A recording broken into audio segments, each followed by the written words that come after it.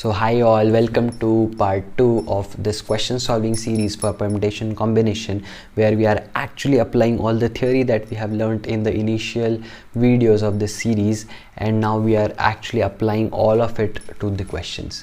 तो इसके जस्ट पिछले वाले वीडियोस में हम ऑलरेडी कुछ क्वेश्चन सॉल्व कर चुके हैं. अगर आप लोगों ने वो अभी तक नहीं देखे तो please go to the previous video, you will find the I button at the top. Please watch that video first, जहाँ पे आप उन क्वेश्चंस को एक बार सॉल्व कर लें, वो क्वेश्चंस किस तरीके से सॉल्व हैं वो देख लें, and then you come back to this video जहाँ पे हम आगे के कुछ और क्वेश्चंस डिस्कस करने वाले हैं. ऑल्सो अगर आप लोगों ने अब तक NSKLL मतलब जो मैंने एक शॉर्ट ट्रिक्स के ऊपर स्पेशल वीडियो बनाया हुआ है, अगर आपने वो अब तक नहीं देखा है for permutation combination, I highly recommend you watching that video first and only then coming back to this video, so that every calculation or every solution that I give you here starts making sense to you. So sit back till the end of this video and let us do it.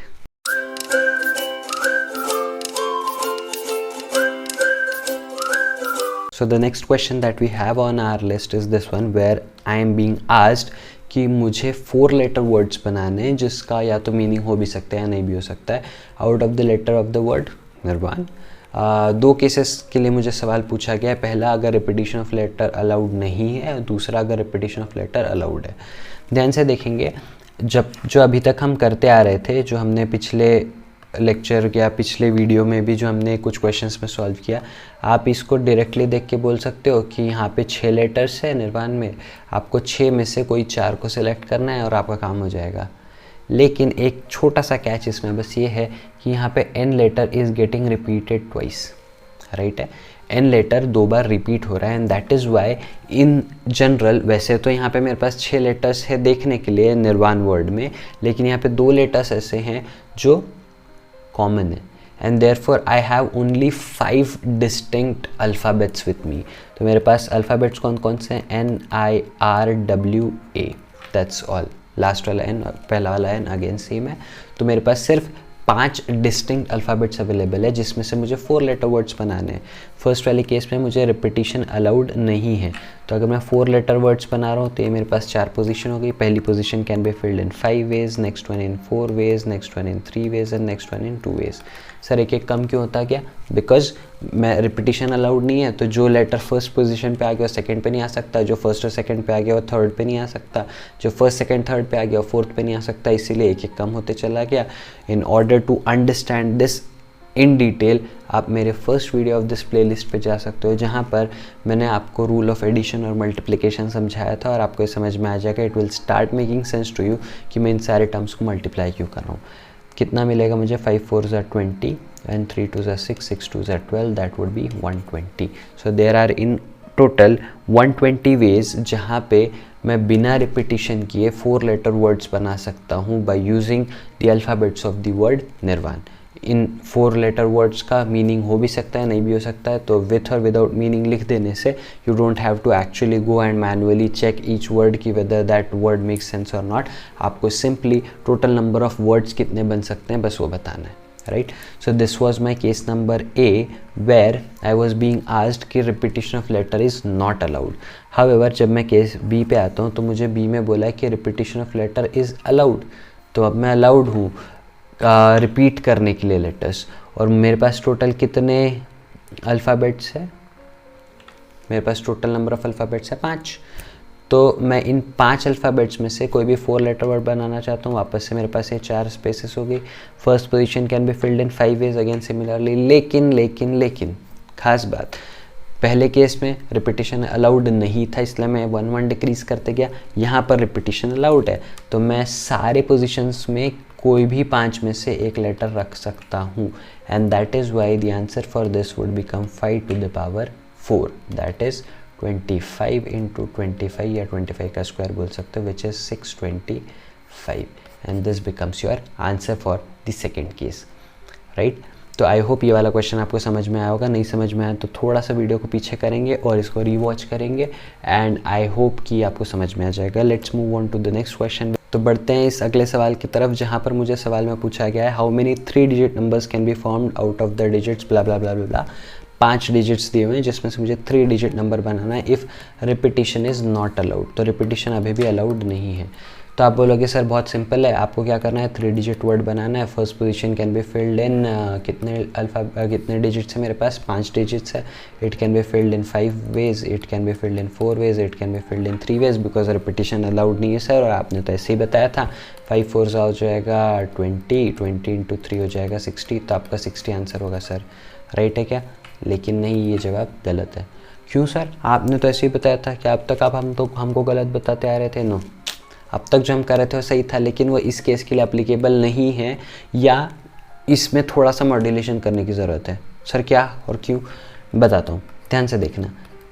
3 मेरे पास positions है क्योंकि मुझे 3 digit number बनाना है। मेरे पास available digits कितने हैं, 5, right. Again मैं ऊपर वाला ही लॉजिक लगाऊंगा, लेकिन थोड़ा सा और सेंस लगा के, थोड़ा सा विजिलेंट होके। ध्यान से देखना, मेरे पास जो 5 डिजिट्स है उसमें का एक डिजिट क्या है, 0 है। क्या मैं फर्स्ट पोजीशन पे 0 को रख सकता हूँ? नहीं रख सकता। क्यों नहीं रख सकता? क्योंकि अगर मैंने फर्स्ट पोजीशन पे 0 रख दिया तो that number won't any more be 3 digit number, it would become 2 digit number. लेकिन मुझे सवाल में 3 डिजिट नंबर पूछा है, तो फर्स्ट पोजीशन पे कभी भी 0 नहीं आ सकता। And therefore for first position I have only 4 options. The rest 4 options are the only options which I have for the first position. अब इन 4 में से कोई एक तो यूज़ हो जाएगा। सेकंड पोजीशन के लिए अब कितने ऑप्शंस बचे मेरे पास, जो 3 यहाँ के बचे रहेंगे वो, और 0 तो अब आ सकता है बीच में। तो इसलिए second position can also be filled in 4 ways and the third position can be filled in 3 ways, क्योंकि अब जो 5 थे उसमें से पहली 2 पोजीशन ऑलरेडी ऑक्यूपाई हो चुके हैं, तो लास्ट के लिए मेरे पास 3 ही ऑप्शन बचे। And 4 into 4 into 3 that would be your answer, which is 16 into 3 and this is 48। सही है। सो 48 would be your right answer and not 60. So be very very careful while solving this type of questions, right?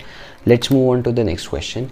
इसमें बोला हुआ है कि in how many ways can a team of 4 person be formed out of 6 persons such that a particular person should be included every time? ध्यान से समझेंगे सवाल को। मेरे पास 6 लोग हैं, 1 2 3 4 5 और 6।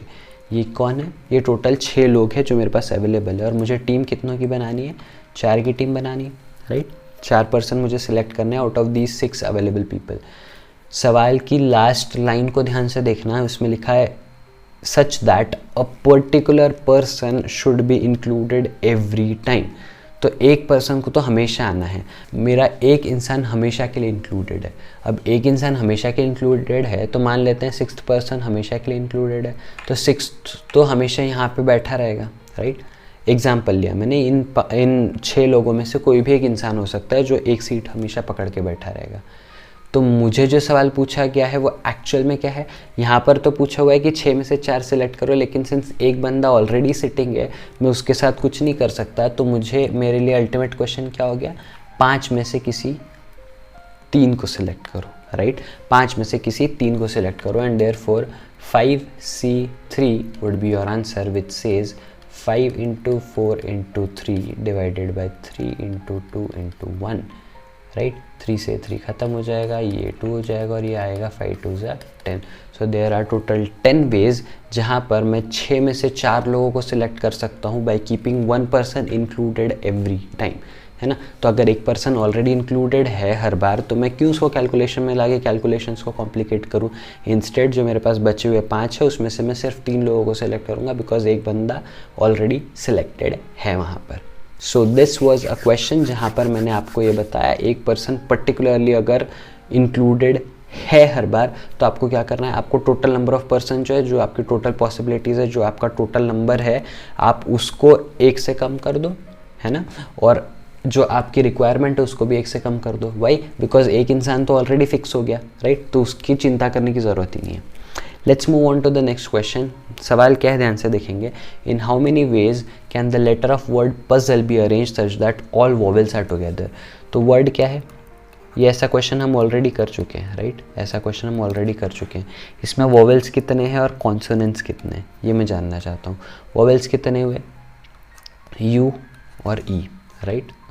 तो मेरे पास 2 वॉवेल्स है, राइट।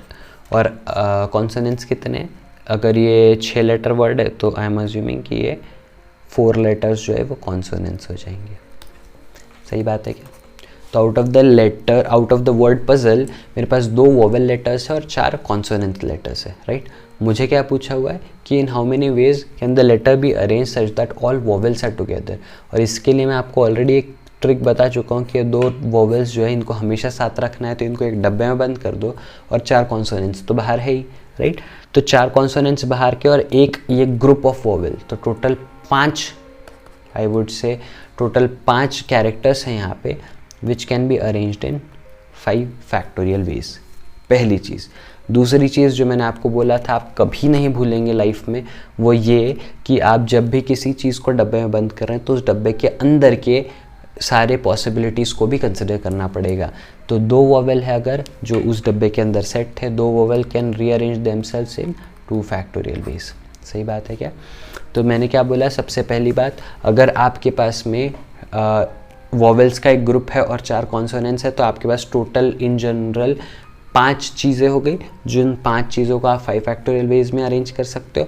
वो जो वोवेल्स का डब्बा है उसके अंदर आप इंडिविजुअल 2 फैक्टोरियल का एक और मल्टीप्लिकेशन लगा सकते हो। साथ ही एक बात और जो ध्यान रखना है आपको वो ये कि यहाँ पे सिंस रिपीटिशन ऑफ लेटर्स आ गया, तो सिंस यहाँ पे रिपीटिशन ऑफ लेटर आ गया तो मैं क्या करूँगा, ये जो 2 सिंस z 2 बार अपीयर हुआ है तो मुझे टोटल आंसर को 2 फैक्टोरियल से डिवाइड करना पड़ेगा। That is a rule. जहाँ कहीं भी आपको किसी भी वर्ड में अगर कोई लेटर रिपीट होता दिख रहा हो तो आपको वो जो रिपीटेड लेटर है वो कितने नंबर ऑफ टाइम्स है उसके काउंट से डिवाइड करना पड़ता है, राइट। 2 फैक्टोरियल से 2 फैक्टोरियल कैंसिल हो जाएगा, 5 फैक्टोरियल की वैल्यू 120 हो जाएगी और आपका काम खत्म हो जाएगा। तो पजल में से सारे वोवेल्स को साथ में रख के बनाने वाले कितने पॉसिबल लेटर्स है कितने पॉसिबल वर्ड्स है? ओनली 120, राइट है। Let's move on to the next question. इस सवाल में क्या बोला हुआ है, in how many ways can the letter of word laptop be arrange such that no 2 vowels are together.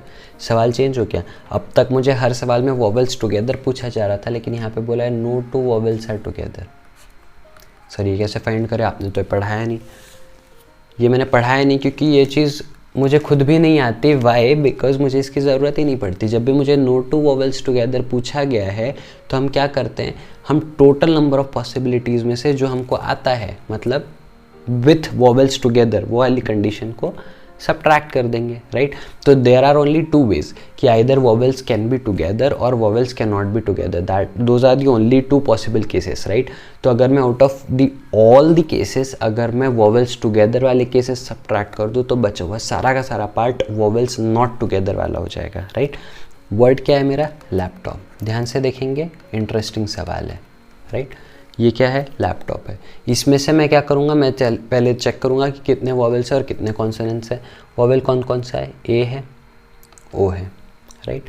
तो यहाँ पर मेरे पास में 2 वोवेल्स है और अगर आप देखो तो टोटल 6 लेटर्स, मतलब 4 जो है वो कॉन्सोनेंट्स है। सही बात है, सही है। मुझे क्या पूछा हुआ है कि मुझे वोवेल्स साथ में नहीं चाहिए, तो पहले मैं कंसिडर कर लेता हूँ कि वोवेल्स को साथ में रखना है। वोवेल्स को साथ में रखना है तो आप ये 2 वोवेल्स को एक डब्बे में बंद कर दोगे, 4 कॉन्सोनेंट्स और एक वोवेल का डब्बा, मतलब 5 चीज़ें which can be arranged in 5 factorial veg. डब्बे के अंदर का arrangement is in 2 factorial veg. और यहाँ पर कोई रिपीटिशन हुआ है क्या? येस, पी लेटर का रिपीटिशन हुआ है लैपटॉप वर्ड में, तो मुझे 2 फैक्टोरियल से इसको डिवाइड भी करना पड़ेगा, just like I told you in the previous example. 5 factorial that is 120। सही बात है क्या? तो ये हो गया आपका टोटल नंबर ऑफ वेज जहाँ पर वोवेल्स आपके टुगेदर है। टोटल नंबर ऑफ पॉसिबिलिटीज़ कितनी हो जाएगी? टोटल नंबर ऑफ पॉसिबिलिटीज़, ये कितनी पोजीशंस है? 6 पोजीशन है। 6 पोजीशन पे 6 चीज़ों का arrangement can be done in 6 factorial veg. लेकिन अगेन सिंस पी रिपीट हो रहा है तो मुझे 2 फैक्टोरियल से डिवाइड करना पड़ेगा। 6 फैक्टोरियल कितना हो जाएगा? 6 फैक्टोरियल वुड बी 6, 5, 4, 3 और ये 2 × 1 को 2 फैक्टोरियल लिख रहा हूँ, नीचे भी 2 फैक्टोरियल है। 2 फैक्टोरियल से 2 फैक्टोरियल खत्म हो जाएगा। 6 5 ज़ा 30 हो जाएगा, 4 3 ज़ा 12 हो जाएगा, 12 3 ज़ा 36 हो जाएगा और 360 जो है ये आपका टोटल आंसर आ जाएगा। तो 360 जो है, 360 is the total number of possibilities, जिसमें से वोवेल्स टुगेदर वाली कितनी पॉसिबिलिटीज़ है? 120 है।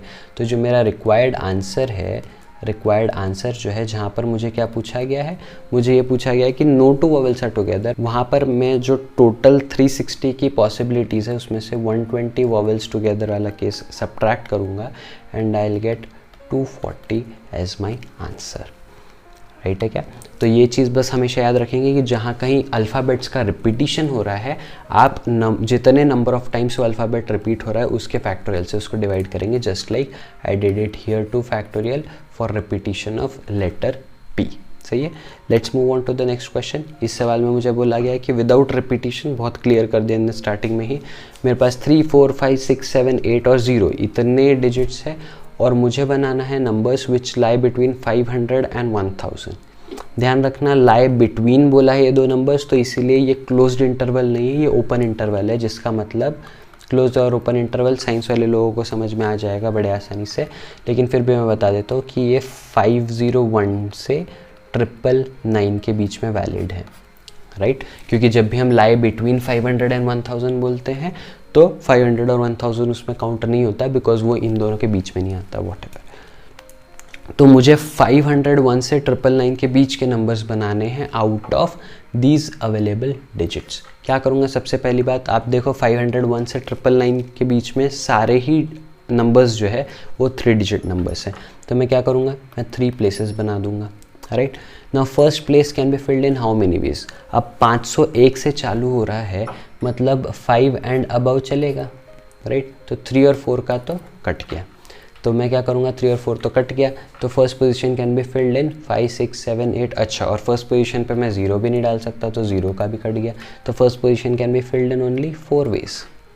राइट है, अब 4 में से कोई एक ने तो फर्स्ट पोजीशन ले ली, बचे कितने मेरे पास, टोटल कितने थे, 1, 2, 3, 4, 5, 6 और 7, टोटल 7 लोग थे मेरे पास। राइट, 7 डिजिट्स थे मेरे पास। ये जो 7 डिजिट्स थे मेरे पास, उसमें से एक डिजिट अब फर्स्ट पोजीशन पे यूज़ हो चुका है और मेरे पास अब कितने बचे, 6 डिजिट, और मैं इनमें से किसी को भी यहाँ पर प्लेस कर सकता हूँ।